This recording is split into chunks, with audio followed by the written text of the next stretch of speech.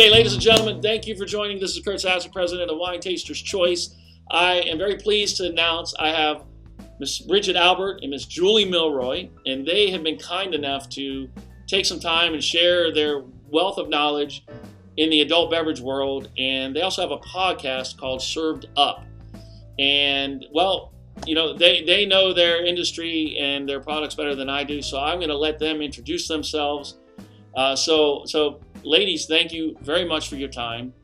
And yes, please introduce yourself and tell us your title and just what you do.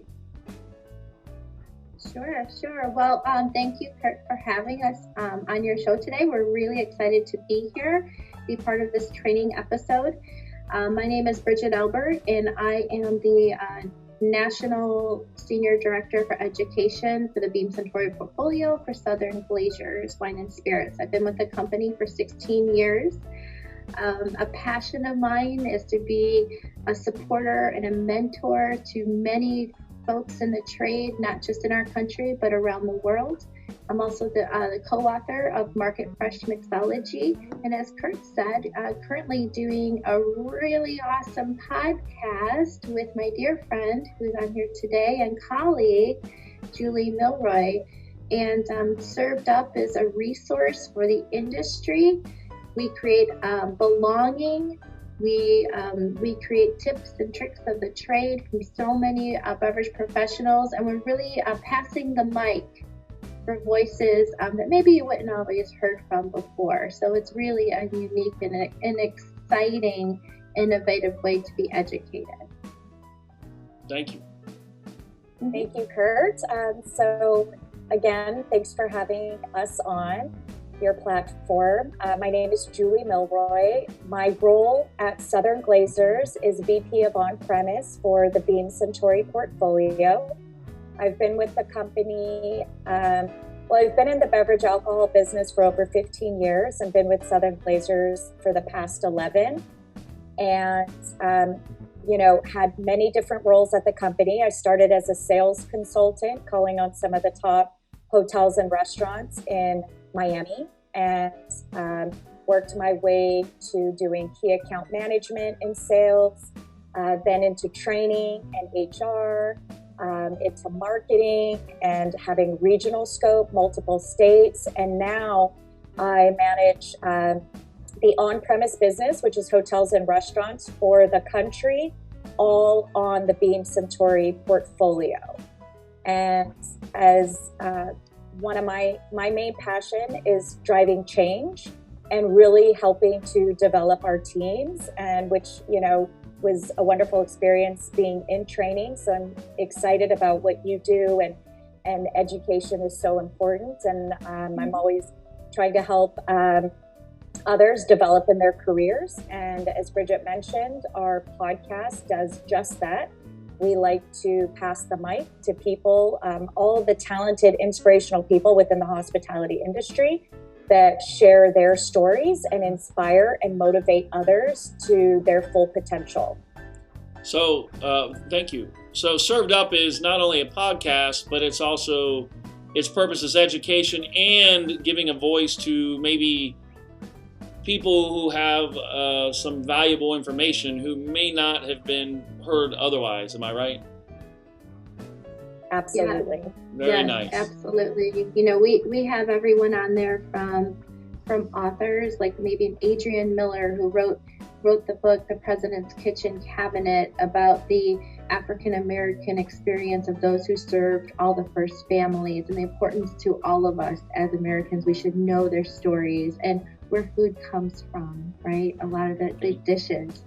And then we'll have like Dale DeGroff on, who is known as the king of cocktails, and really launched the whole mixology movement, not just for America, but for the whole stinking globe, and to hear his insights and his inspiration and his tips. And so it really is a beautiful thread, I like to say, of education through just not only thought starters, but people that are so inspiring. And like Julie said, where you can listen, you can walk away and be like, I just learned something today that really benefits me, and maybe this person could possibly even be my mentor in the future. You never know what can happen on our show.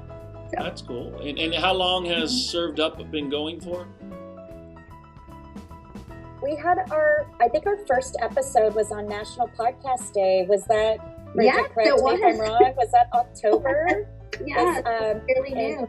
In October, and since then we've had over 20 episodes. Oh, wow. We release every Monday, and as Bridget mentioned, we have a vast variety of really amazing guests. A lot of them contributed to Bridget's over 25 years in the industry, and we have educators, deans of our, the FIU School of Hospitality, Dean Michael Chang, talking about educational opportunities. We had Byron Marlowe from the Washington State University, and him talking about his wine management beverage program. We've had brand ambassadors, so I know we're going to be talking a little bit about that, and your team that wants to learn from the best of the brand ambassadors. We feature all of them, like Robin Nance, Jesse McGuire, Zara Bates, Kathleen DiBenetto. These are pioneers in the industry.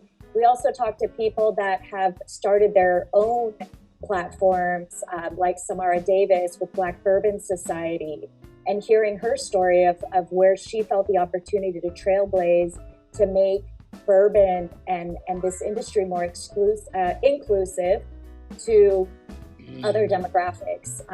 We have Josh Davis, who talks about his platform, which is Brown and Balanced. Brown and Balanced. Brown and Balanced. Brown and Balanced. He's also a huge champion for passing the mic and creating a space where all are welcome, and it's just been a tremendous source of joy personally, I feel, on your behalf for us.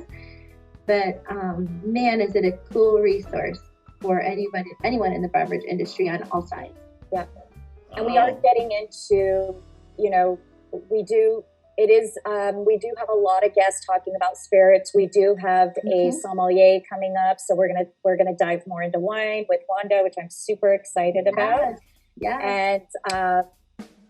And we've got a couple chefs lined up to get their perspective on the business, and it's very broad because I think, hospitality and the way that it's been impacted through COVID, we don't get the recognition and the respect that we deserve. Everybody just thinks, oh, too bad, we can't go out to eat, we can't go to the hotel, we'll just stay at home. And they don't really think about the chain of people impacted. I mean, if you think of the hospitality and restaurant industry, we're the second largest employee-based industry in the country, and yet we're not seen as a unified front. So it's really important for us to really show the talent and the innovation of people in our industry, and making sure that we all unite together. And I think that despite what COVID has done to our industry, it's really made this group stronger and more connected. And we see it on new platforms like Clubhouse, where it is dominated by the hospitality industry, and everybody's networking, they are collaborating, and we're super excited to be a part of that. I feel like this is kind of the turn of the century with our industry. Well, let's talk about one of the biggest, most important things in any industry or with a product, branding. Because last year I rebranded the company, did a new logo, this and that. What in your experience, and liquor brands seem to be some of the best at branding of anything, it seems like. I know, what was it Smirnoff or Stoli decades ago, they ran this ad that talked about, you can't smell it on your breath. I don't remember the details, but there was an ad, and it because at the time vodka was not really viewed very highly. I think at the time it was whiskey was dominant, and then after this ads, vodka just went through the roof. So what could you teach just briefly about branding, whether it be a beer, liquor, whatever it may be. Give me some feedback on your thoughts on branding and how to be successful at it. Sure. I think for me, branding is very different when it comes to wine and spirits. I've noticed that just through my experience. My background is really wine. I'm a certified sommelier, and lately in the last few years, I've been really immersed on the spirit side of the business. Spirits are really driven by brand and brand story and brand messaging. They're heavily backed by media, target audience. They really look at consumer behavior, and the brand really resonates as a brand with the consumers. And of course, the product has to meet what the brand promises. Wine, on the other hand, is a little bit harder to get behind the brand because wine is from a place, right? And it changes, and it's really hard to kind of sell it as a brand, even though we've seen some wines do that. But I think a lot of the boutique wines and the wines that aren't kind of a commercial mass product are dependent upon so many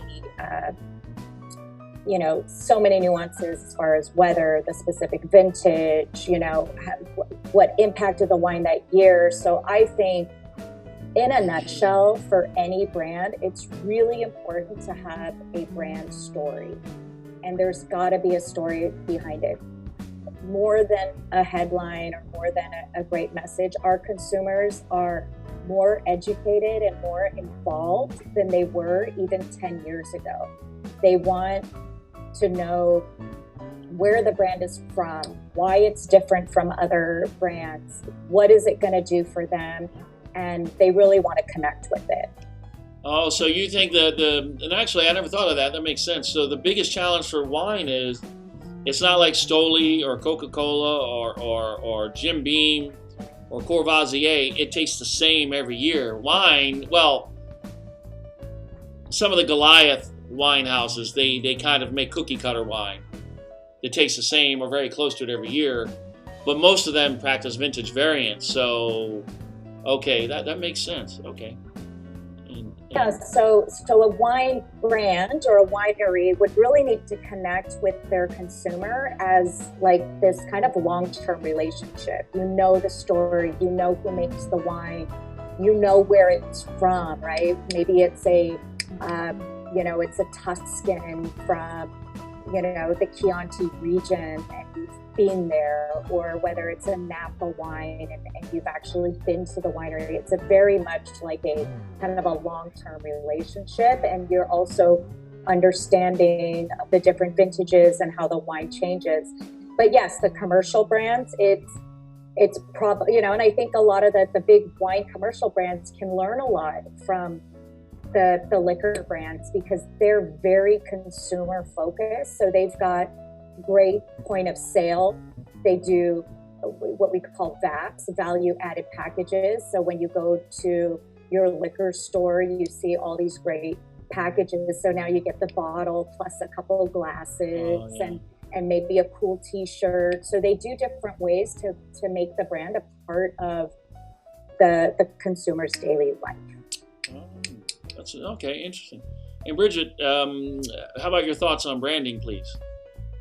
Yeah, I mean, I think that Julie really said it all there, and I do feel that the story is is integral.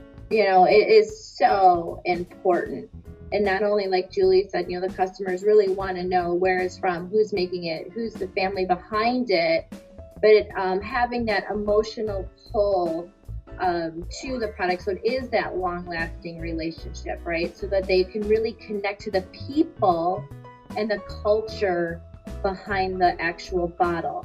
And what I always say is like, so many of these bourbons, so many of these wines, they really are antique. So many have been in families for 200 years. The recipes have been, and they've been passed down from generation to generation. If you can pull from that and brag about it and tell your story and all the amazing things that your families have been doing throughout the years, the customers really connect with that and they appreciate that, and it makes them proud to drink and support, what you're doing. So what you're putting out there. So really think about how you want to, tell your story. Funny you say that because, as I told you, I've been self-educating on a lot of these things because I don't have a marketing or sales department. And one of the things I just read about is the power of stories. And if you want a really good, and the example they gave, go on YouTube to Ryan Reynolds, the actor, his YouTube channel. He's got, he uses humor a lot. And there's there's also in there was a Hugh Jackman commercial. He was advertising boots. You should watch it. It's because humor is one of the best ways to sell, in my opinion. And the commercial is him. There's a guy sitting behind a desk, and Hugh Jackman is sitting in the chair across from the desk, but he's got his boots up on the desk, but he's only wearing boots, nothing else. And he's like, man, these boots are really good. And the guy's kind of like, and then watch it. It's one of the funniest things. And then he loves the chair, so he's like, wow, this chair is really nice. He's rubbing his butt in the chair, and just it's funny, and it's a boot brand. But so anyways, but you check out Ryan Reynolds' YouTube channel. You have my staff in front of you. They're getting ready to go into stores to sell, wine or beer or whatever. What is your advice to anybody selling to the consumer? Yeah, I think that the first thing is don't make that first visit be your visit with your scratch pad to sell. That should not be your first visit to the account. It really shouldn't. You should walk in really knowing what the account is about, what makes them tick, what they sell. To the point even, start building that relationship before you have an ask, right? Right. Make sure you really understand. And when you do sell, make sure you're selling in things that make sense to the customer, right? If it's a heavy tequila bar, they may not want a strawberry flavored vodka or whatever it is. They want tequila. Just really understand their fundamentals. And be a client as well. If you can, visit them. Really, be part of their culture, be part of that and celebrate it with them. But, I highly recommend to go in educated on their staff, on what they sell, and their culture before you just run in and say, I'd like you to buy this bottle. You're not going to get too far with that. So relationships are everything in this business. Beyond it all, relationships are key. But I'll throw it over to Julie to see what I think. How is it put to me? You have to earn the right to ask for a sale. And Julie? Yes, I agree. And I think that, the way that our organization at Southern Glazers is set up is we sell to retailers, anybody with an alcohol retail license. So from what I would expect is, our teams go in there and they get the distribution of the product, right? And we get it into the store and using, kind of the points that Bridget brought up is really about that relationship with the customer and being that consultative salesperson and making sure that you're meeting their needs with the right brands. I think where your team would come in is now helping what we call the pull through of the brands, right? So now we've got them placed at a retailer and they've got all those brands. It's now how do we get it sold so that the customer takes it home and drinks it, becomes a loyal fan. So, and I've personally done a lot of tastings because when I first started in the business, I worked for an fine Italian wine distributor that had amazing, and they're still around, that had some really incredible Italian wines. The problem is nobody knew what these wines were, let alone could they even, pronounce the name of the wine. So it was really important that I'd want people to taste it and to understand the wine. And then I would literally stand in front of the aisle where the wines are. I would get people to taste it, and then I'd have them buy it or put it in their shopping cart. So my recommendation is to really read up on the brands that you're going to be showing. Do the research. It's all there. Even with these Italian wines, I would Google them and use Google Translate to understand what they were talking about. And that was back, they had no sell sheets. Now you've got so much information on brands, the product knowledge, you can Google it, understand the category. So if you're there with a Cabernet from Napa, understand why Cabernets in Napa are so different and what makes that special. Then understand the actual house that it comes from and what makes them different. And as people are walking by, they're in the grocery store, they're in a rush. I think you have to find a way to connect with people, make eye contact so that they see you, and don't do the hard sale, right? Say, hey, would you like to try it? A glass of wine. It's apero time, and hey, it's happy hour time. Taste a little bit. Go on your way. If it's good and you want to come back and learn more, come back. I think you need to give people that flexibility and really feel their vibe and their energy. I think when you're standing there and like, hey, do you want to taste something? Hey, do you want to taste something? Like that, it's a little harsh. And even though I'm in the business, I don't want to, I'll just keep walking. But if they try to connect with me, give me a smile and say, can grab one as you pass by, and if you like it, you want to know more, come back by, because in the end, you want them to taste. Yeah, I always teach my staff to try to make a conversation. I mean, obviously they're only going to be there briefly, but maybe to say, hi, how are you? Or just introduce yourself. Or now one tactic I tried is when they're not looking, you put a bottle in the cart. No, I'm kidding. We don't do that. Yeah. Oh, I love your, purse. Well, I don't say that because I'll look like an idiot. But like a female brand ambassador could say that, or I could say, oh, you've got a steak in there. I've got a, Cabernet that, So that's the approach that I tell my staff to use instead of, hey, do you want to try some wine? Because usually there's people lined up, and it gets a little old. It's kind of like when you go to Macy's, you get assaulted by the perfume ninjas. What's one of the biggest successes you've had and one of the hardest lessons you've learned when it comes to, well, you can pick anything in the beverage, anything in your beverage experience?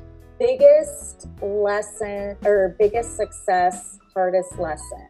My biggest success is just diving into the wine industry and applying for a job that said I had to have expert Italian wine knowledge and be able to speak Italian. And I had neither, but I still applied for the job. And it really gave me the opportunity. First of all, I had to talk them into hiring me because I really sold off the fact that I had sales skills. Because my prior life, I did a lot of sales, and that was kind of my way of pitching to the boss that I could do the job. And he agreed that he couldn't teach me how to sell, but he could teach me about Italian wine. Little did I know that Italian wine is one of the hardest wine categories to learn. And so immediately my clientele... Why is that? Sorry, I just have to ask why. Because in Italy, you have over 2,000 grape varietals are indigenous to the country. So when we think about grape varietals, we think about those core Bordeaux grape varietals. So you can say, oh, I'm having a Cabernet, I'm having a Merlot, I'm having this. Whereas in Italy, it's not about the grape, it's about the place, the very specific village, and that is the type of wine. So you have to take a big geography lesson and know that if I get a wine that's from Piedmont, it's either going to be a Barbera, Dolcetto, Barbadesco, or Barolo. It's not about the grape, even though they're all based on the Nebbiolo grape, but Dolcetto and Barbera are two different grapes. So it's about the place, and the labels are always about the place. So taking this challenge of jumping into something that I had no idea about and being able to get in a wine industry where I'm focused on one country gave me the ability to become an expert in that while I'm learning wine. Right? So from there, it was easier for me to learn about all the other wines of the world because I started with Italian.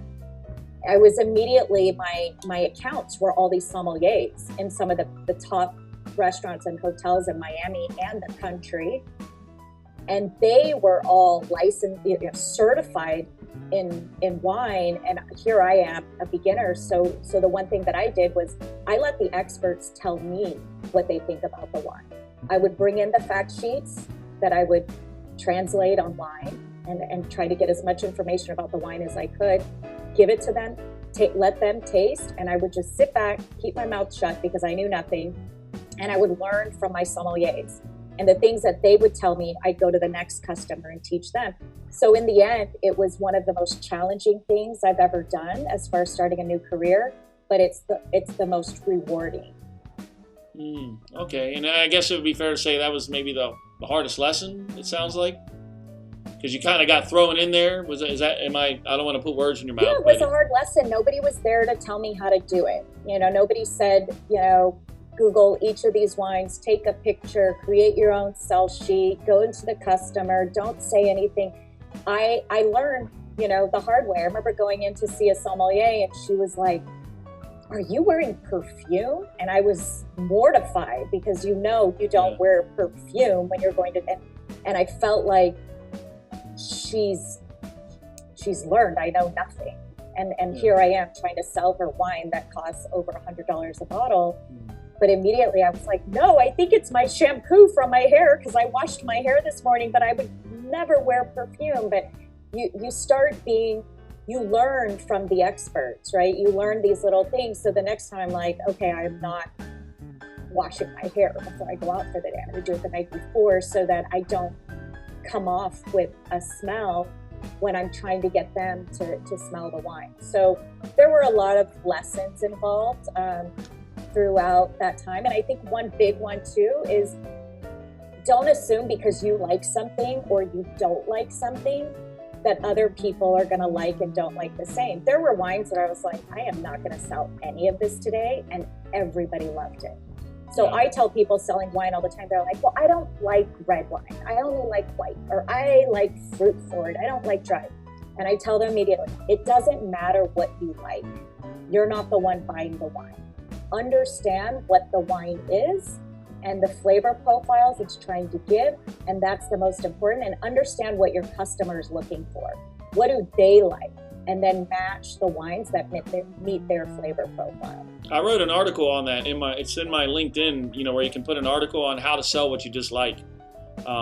Quick side question though, you said Italy's more about the village or the place, but that's all of Europe though, isn't it? Or do you feel it's more so in Italy? Because I know France, for example, is really big about that.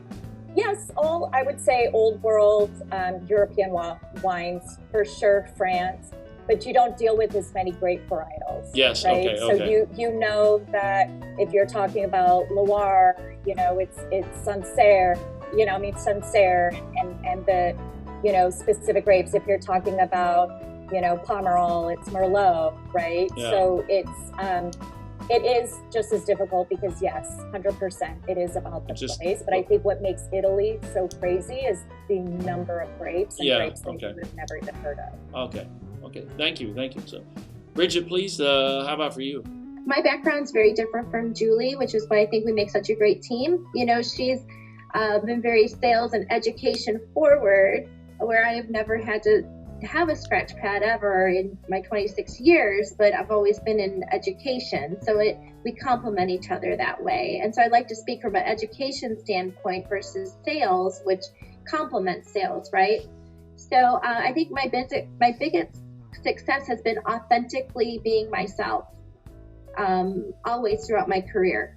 And I think that is something that if you choose to get into the beverage industry and you're working with the customer, that you really, and you're building relationships, that you really need to, of course, come in with that knowledge and knowing and all of it and the sales sheets. And then you have to take a good look inwards and think about what you're going to put outwards. And if you just be yourself consistently and not worry about trying to be someone that you're not, because I see it over and over and over again our industry. And, you know, it makes life a lot easier on yourself, and it helps you to celebrate yourself in so many different ways as well. But I feel like it also helps you to bridge those relationships that you're going to lean into, right, to make those sales. So I think one of my biggest success is that I haven't compromised one bit on who I am, or have ever tried to be anybody different than me. And so I do feel like that's one of my biggest successes. And I, you know, to the point where I can tell you a quick story. When I first started at Southern Glaciers, you know, 16 years ago, they told me, like, you have to wear a suit when you're out there. And, you know, my boss at the time, Mary Bronco, she'll tell you today, she doesn't work for Southern anymore, but she'll tell you, like, you know, I was really pushing you to go to the mall and to get the heels and the suits and the bag and all this. And I pushed back and said, no, I need to wear jeans, and I need to, at the time, wearing a chef's coat was what it was. Like, so when I'm doing mixology behind the bars, I need to have my chef coat on and just need to be myself and comfortable in the way that I talk with what I wear, and being professional at the same time, and trusting in what I'm bringing to you is a very professional, unique experience. And that's not easy when you're in a world where nobody else is dressed or speaking the same way that you are, but then you're bringing your unique self to the experience. I do feel that, you know, you asked, like, what was something that I learned from, and I'm, again, you know, speaking from a different, I guess, from a different angle, right, is a couple things. One, personally, for anyone that is out there and they want to get into the industry, just personally, you know, not overcommitting yourself. You don't have to say yes to everything, and you're going to want to say yes to everything and every event and every bottle and every customer, right? So really take a step back always and make sure that it makes sense to your schedule, to your family if you have one, and to your personal life. So overcommitting, I think, is something that so many of us have done. And then what happens? You get burnout, and you tend to resent the industry, right? And I have been there. I've done it myself. And so that was like a very hard lesson. And I think that, like, I have a 17-year-old daughter, and I think that she would call it FOMO, which is like the fear of missing out. So, you know, just kind of, there'll always be events, there'll always be opportunities there, but really, you know, don't overcommit yourself. And then when it comes to the actual education itself, know yourself. Yeah. Don't come in and talk about something that you know nothing about. You can only pretend for so long, right? So if you're going in to sell gin, you need to know what juniper is, right? You need to understand it. You need to know where that gin comes from. You need to understand the history of a gin. And then you should also know what cocktails, right, are delicious with that particular gin.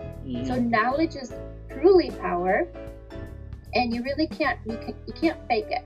You cannot fake it. So you need to go in knowing yourself. And Julie mentioned something that, you know, we've got Google. Oh my gosh, we got Google 26 years ago.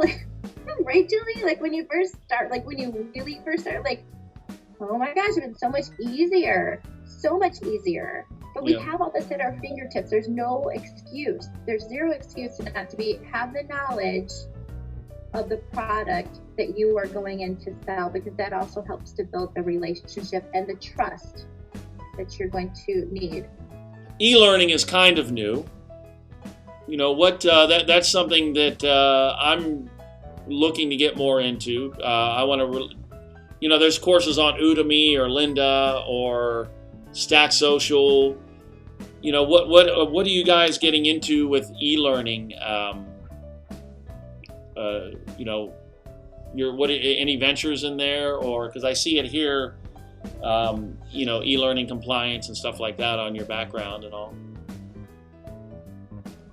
You know, something that's really fun that we put out like every week, when we talk about e-learning, especially during a COVID time, we have this awesome virtual space that we really hadn't used before in the past, and that is Zoom. And so there is a lot of opportunities to join some Zoom classes that are of no charge, that are put on by suppliers and by educators, both on the wine side and on the spirit side as well. I mean, I can tell you, for instance, like every Tuesday I watch a class over Zoom. Put it out on LinkedIn, it's on Facebook, it's on, I publicize it all over the place that I can, and welcome in our customers as well as our sales team or anybody who's really interested in spirits to learn along with experts. It's a half an hour. And so when we talk about e-learning, there's so many different avenues for it. But, right now, because we're craving that human connection, I mean, this is where it's at, I feel. We can go in, we can always watch recordings and we can learn. And then to enhance that, I do feel like searching out those live experiences are really exciting. And especially when they open up that chat box and you can tell them where you're from and you can ask the questions to the expert that maybe, and really realistically, you wouldn't always had that introduction to do so, or been in the same space as that person. Or you might have 3-4 experts online at the same time from all over different locations around the world. We've had distillers come in from London and then had with Sip Smith Gin, for instance, had the founders on there, and also at the same time their brand ambassador from New York, Miss Kelly Rivers. I mean, how amazing is that? Nobody had to get on a plane. Yeah. And then you're able to ask them questions live. So I think when we think about e-learning, there's like the recording, which is important as well. You can go back, you can learn, you can relearn, which is awesome. But then really start looking into that virtual space, that virtual live space. Okay. I agree with Bridget that the new future of education and e-learning is really around that live interaction. We've always had the tools to do it. We just never utilized them in this way because we weren't thinking about, you think live interaction, you need to be in person, but it limits your scope and ability to really get out there. So utilizing these live platforms to teach about your brand and learn is so important. And I think it's super effective. Something else I want to bring out is, as I mentioned, almost every brand, if you Google the brand, you'll get a plethora of education and information about that brand that's online, on demand. Another thing that we've seen from our dear supplier, Beam Suntory, they've created a platform called The Blend. And actually, anybody from your team can go on there and sign up because they're considered of being in the alcohol beverage industry. And if you need, you might have to type in a Beam Suntory sponsor so we could connect offline. Oh, okay. But that has all education around anything that they want to know, not just on a specific brand, but on the distilling process and the category. Oh, wow. So you can learn how liquor is made in general and then dive into the different categories. So all of this stuff exists. And I guess a tip to you is I don't recommend you invest in your own LMS e-learning platform because it costs a fortune and it's going to be another huge responsibility to add to your list already. It already exists. It's just pulling that and creating a curriculum that is relevant for your team that will get them to the next level. Okay. And there's no charge. I always like to say that the blend is free. Oh, okay. Yep. There's no charge. And all this education's free because it's the interest of the brand to get people to learn about the brand, right? You want and about their category. Yes. Yes. Okay. Look, thank you both so much for taking time out of your busy schedule to talk with me. You know, it's been educational, and that's why I do this. It's all about education, not only for myself because I like to learn, but more so for my staff and so we can do the best job we can do for our clients and in brands. And again, thank you. I really appreciate it. You're welcome. Happy to help and do whatever we can to support you and everything you're doing. Yeah. Oh, good. Yeah, this was really a treat. Thank you, Curt. This was really a lot of fun to share our knowledge. Always happy to do it. Again, thank you. I wish you all the best. It was a pleasure meeting you both. well, e-meeting or whatever you want to call it, and learning from you. You guys have clearly a ton of knowledge and we've only just like touched the tip of it. So thank you, and you both have a great day. Thank you very much, Curt. Thank you. Yeah, thank you, Curt. Peace. Stay healthy out there. Yes, please. you too. Thank you.